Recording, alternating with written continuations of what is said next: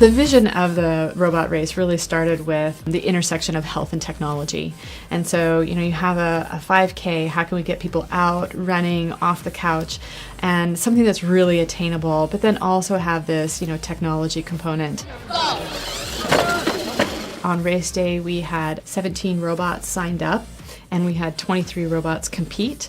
So we had 5 more robots show up on race day. We had small robots, little Lego robots, and then we also had robots as large as a 2-seater golf cart that had been retrofitted with some remote control capability. So we had to get some heats with robots that were similar capabilities and similar sizes. Since this is our first year and we had really no idea what to expect, what kind of contenders would be coming out, we decided to set the bar really low to a 100-meter dash for the robots. To enter the race, you had to have a vehicle that's capable of driving down the course.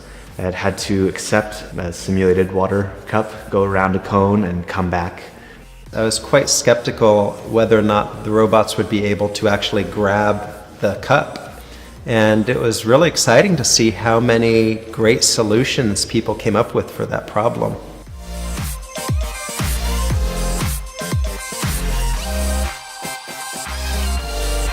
So what are you most excited for about the race? I guess running alongside it and watching it pick up the cup, because that's one of the harder things to do. We built the robot because it came with a kit of parts with the first robotics competition. So before the season started, we built that as practice for building the real season robot.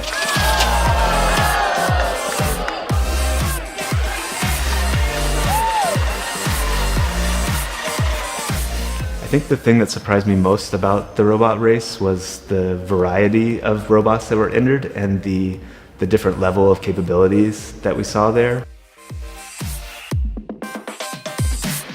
This is our rover that we built last year for the NASA Rascal RoboOps competition.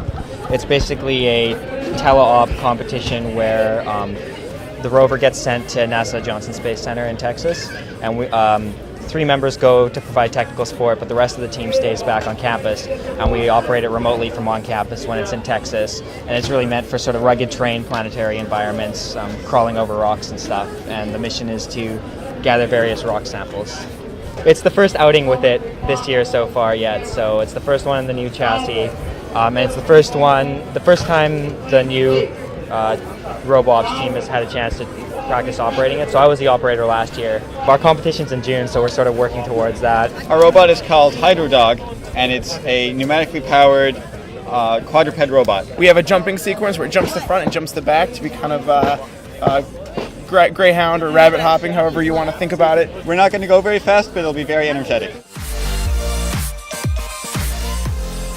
We're all Doctor Who fans, so we decided to build K9 for the robot race. He's the autonomous dog from the show Doctor Who. So how he works is we have 2 wheelchair motors underneath this big body here that drive the system. So that's why he can support a person's weight.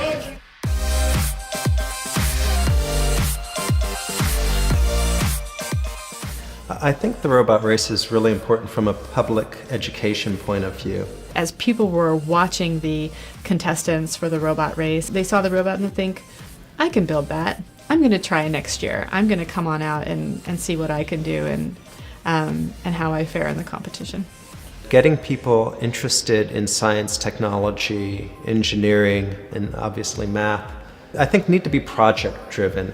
When you can learn something because you're excited about solving a problem, that's effective learning.